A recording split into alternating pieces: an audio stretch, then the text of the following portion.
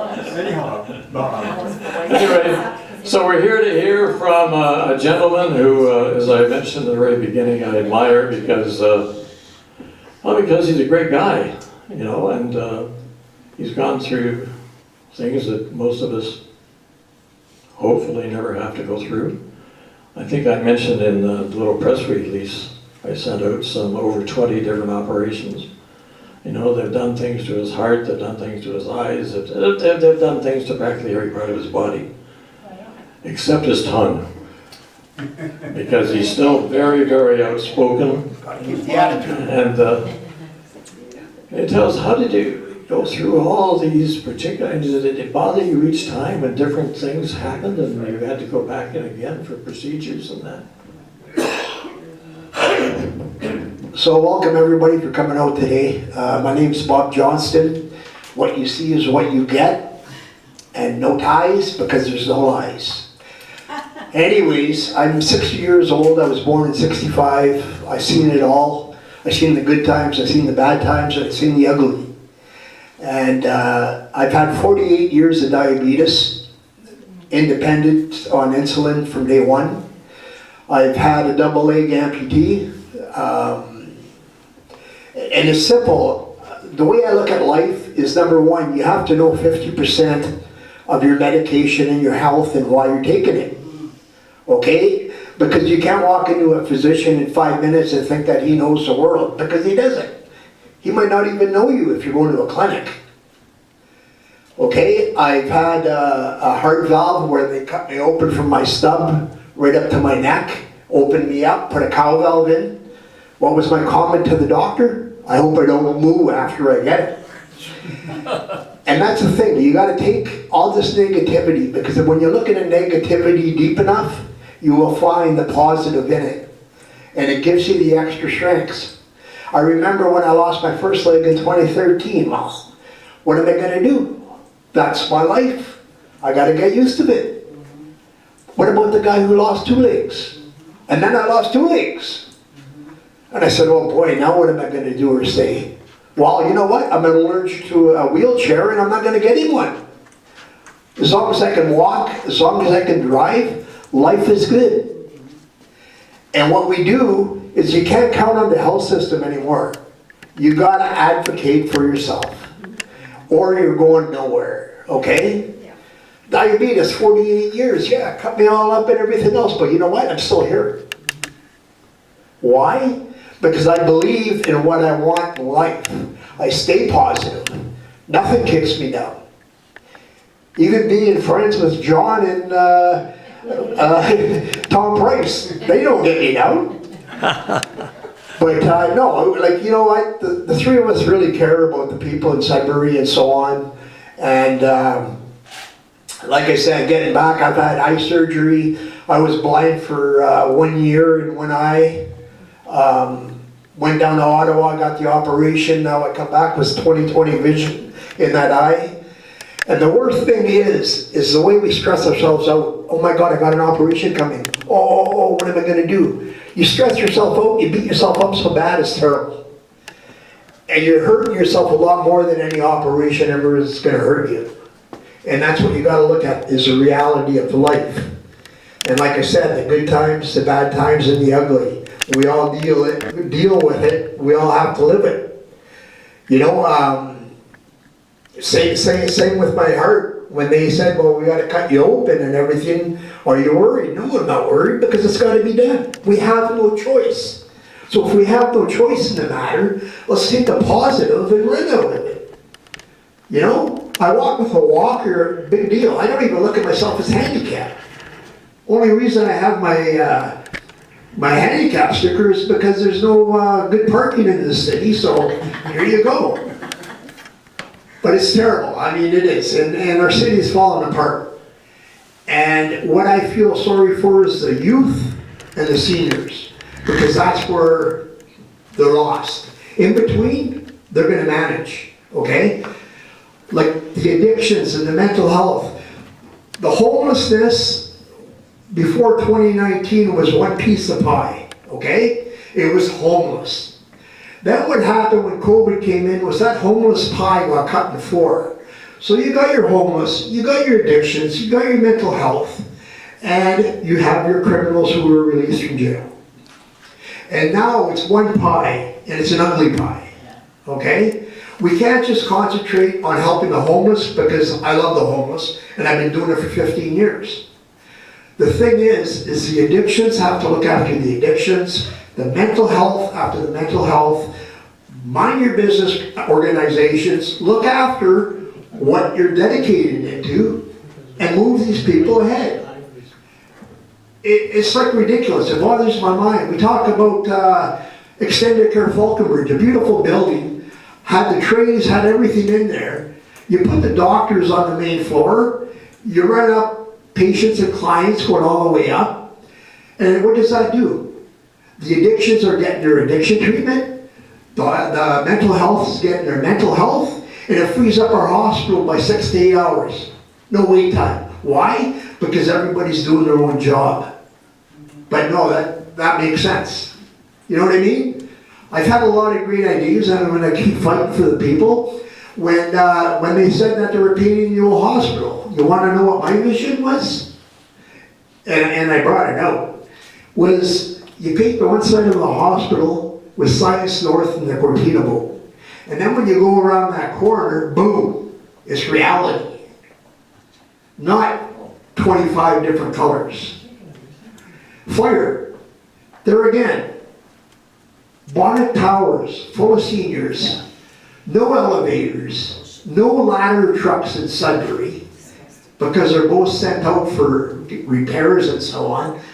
What the heck is that? It's so sad. But there's so many people, I will be honest with you, with OTAC and CARP and everybody working together and stuff, we're going to blow this all out to the public. And we're going to be able to bring back at least some of the good times. Not all the good times, but some of the good times where we can see things progress. The new arena, I'm estimating at about $500 million, okay?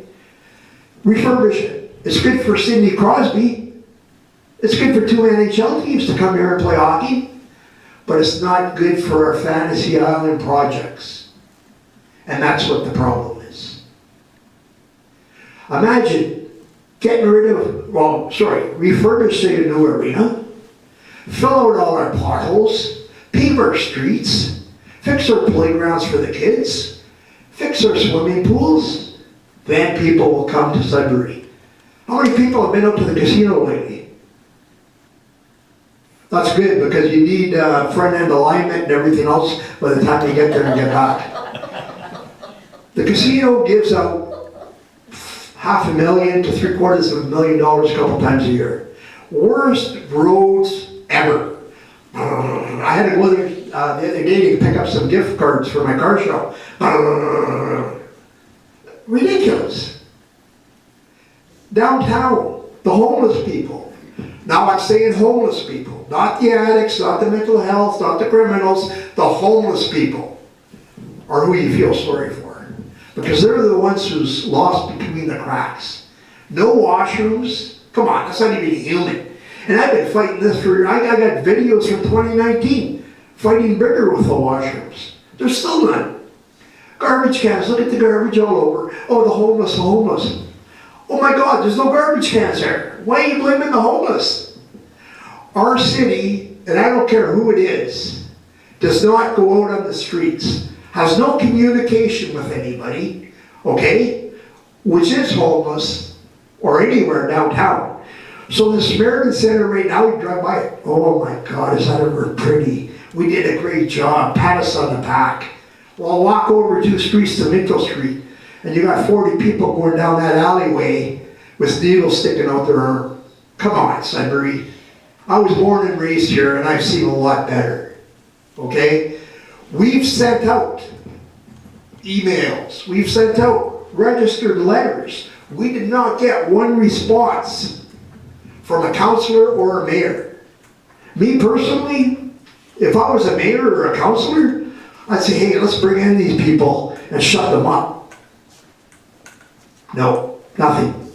And then all of a sudden now, we're gonna hit to this election year, and oh, photo op city, oh, we did this, oh, we did that. Well, you know what, people? We all have to get together, we all have to stand together, and like Tom, John, Mr. Peach, all of them, they know what they're talking about. They do, and even you guys here, when you leave here today, every one of you is talk to 10 people, because that's the best way of advertising. So we'd have 10, 20, 30, 40, 50, 60, 70, 80, 90, 110, 130 people we can get our word out to, our messages, about what's really going on in Mississippi.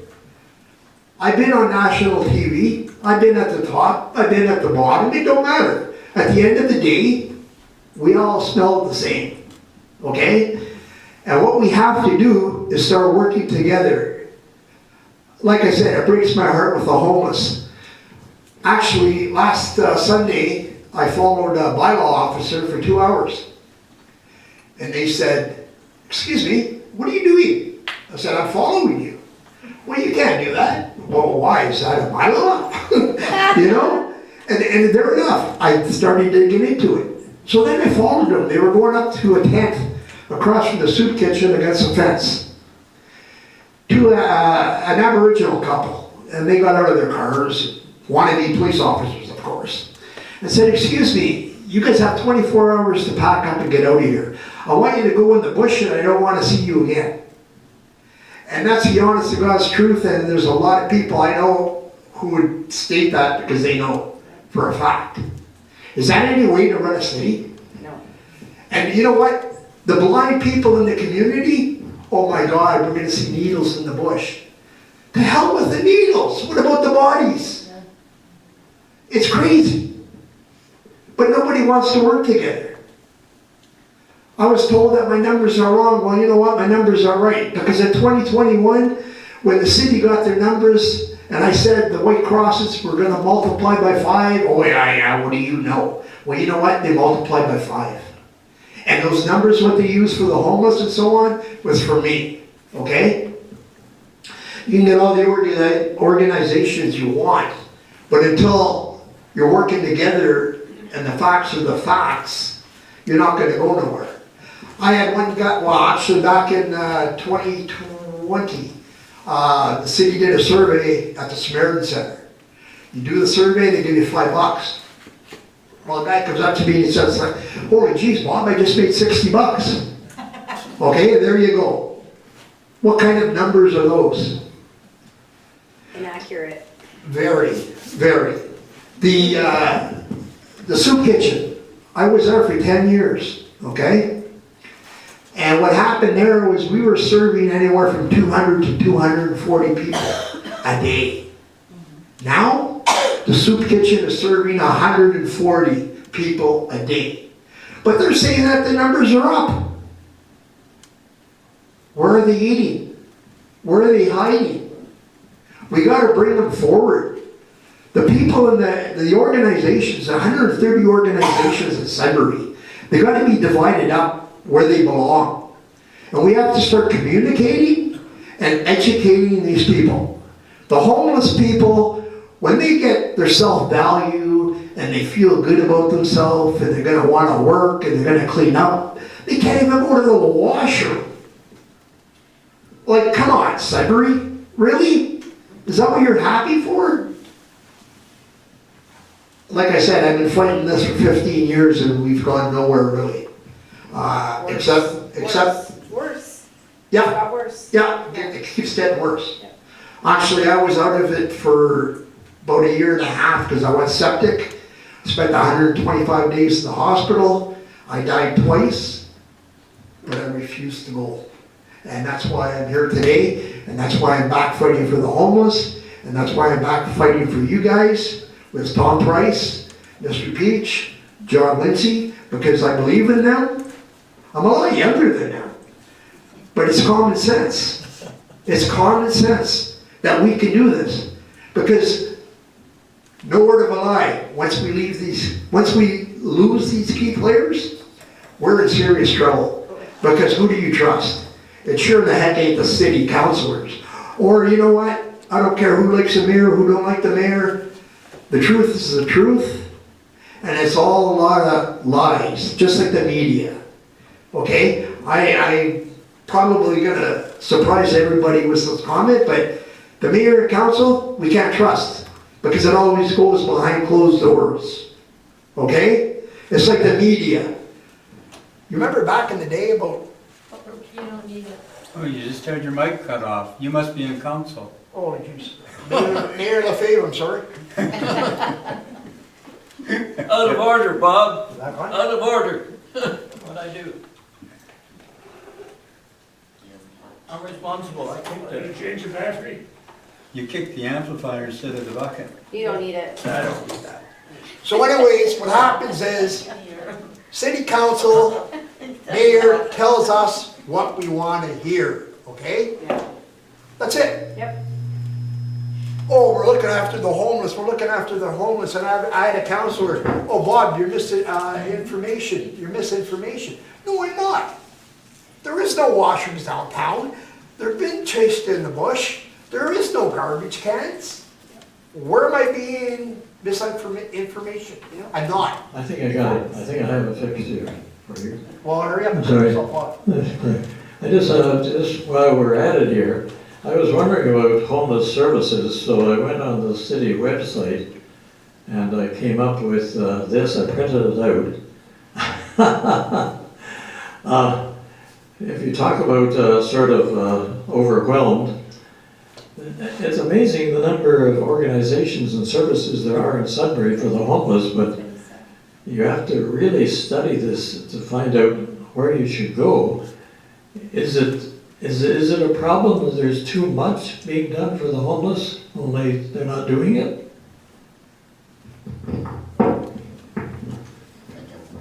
It's the uneducated council and mayor who we have, and I'm not saying that to be ignorant, but they have no clue on addictions, mental health, homelessness, and the criminals mixing together, okay? And until that pie is broken up, we're not gonna go nowhere. Nowhere. I don't think the mayor and council are responsible for addiction counseling. That comes under health care. I understand that, but you know what? They have to step out of their little office. No, it's not their Yeah. job. It's not the thing that they're responsible for. What are they responsible for? They're responsible for the municipal, you know what happened when amalgamation? That's right, that's when all the problems Yeah, started. but that wasn't done by our mayor and council. That was done by the provincial government. Well, if you believe the mayor and council are, to me, they're upping your taxes with no services. They must have some committee behind that's supporting them. You know, any organization has. They have a committee. They have 130 organizations, I'm okay? talking about an organization like the city of Sudbury. They must have a financial committee that's advising the mayor and council. In an organization that I belonged to for 36 years. That's right. And that's just a small they have a financial committee that tells what the members can pay. So the provincial government, number one, That's another thing separate from our government. no, is pouring in lots and tons of money to the municipal government, okay, which is ours. And every year, they rush to put the homeless in a shelter, okay? They're wasting the money where it don't belong. And I'm gonna tell you right now, because I'm not scared of talking, I'm not either. that there's a lot of organizations who receive funding for renovations and wages for upgrading and management. And that's the truth. But they don't do anything with it. Exactly. Yeah.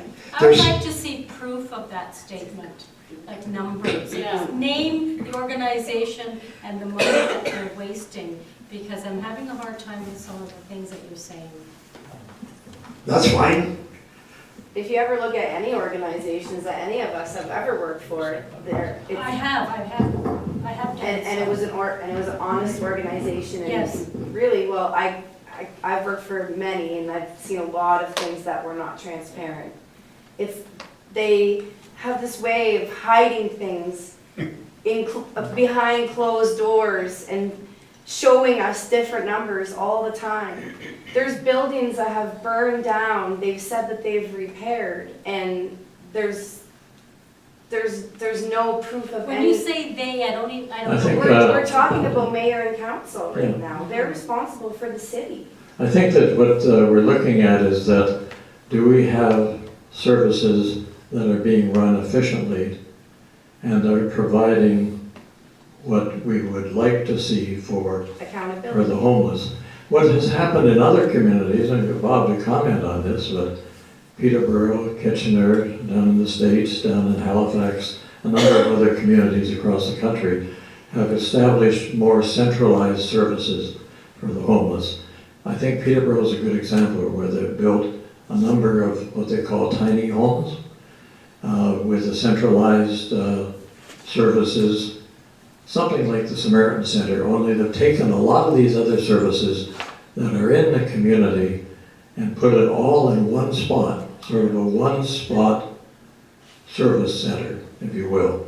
And these tiny homes, which are, and depending where you go, like there's 50 in Peterborough, there's 100 in Kitchener, Waterloo, and they've been in operation long enough now to show that what comes out of these homeless shelters, you might call it that, but they're individual homes, that are much more effective than a lot of these different agencies. Some of them, these agencies exist with a staff of up to 4 to 6 people who are looking after 4 homeless people. That's not very efficient.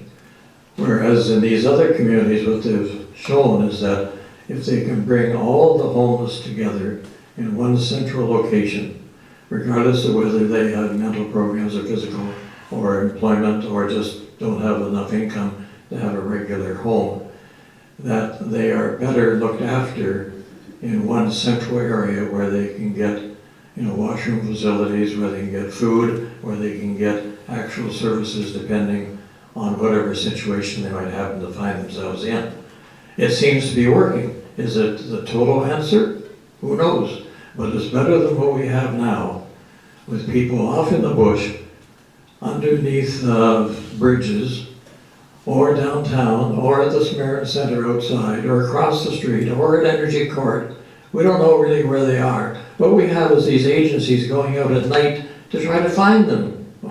Really.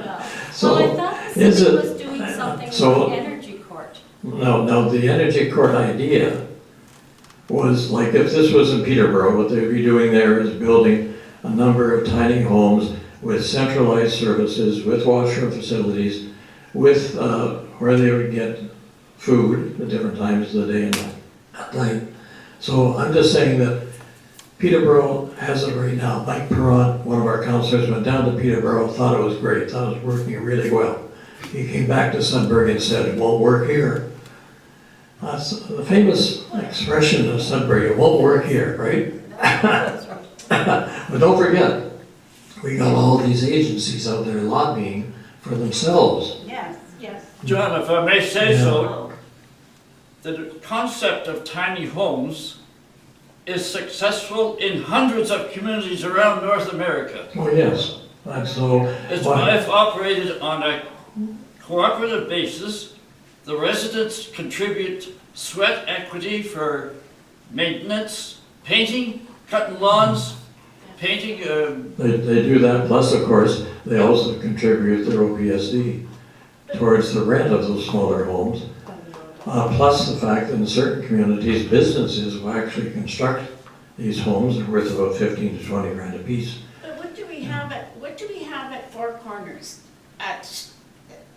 Those houses are all people who don't have enough money to buy a home or to live in a high-geared apartment. They're there, the city has given, or the Ontario government, whoever, has given those people. I know a girl she had 4 kids. She ended up with a townhouse for a lot money than we were paying on our mortgage. Oh yeah, that's true. But We that have was helping out people who are hard done by. the largest, the largest landowners in the city is the Sudbury municipality. They own more homes than any one else in the city. Position on that. And you're like the expert, we'll call it. Yeah. Not an expert, How do you feel about some of these suggestions? What is your opinion? I want to resolve the problem, not me, but we. And first of all, like I said, we can't even get washrooms, okay? There's steps would have to take place. Number one, we need the washrooms, we need the garbage cans. We need these homeless people to have self-value and life skills before they move in anywhere. It's the only way they're gonna appreciate, feel good about themselves, and have a home called home.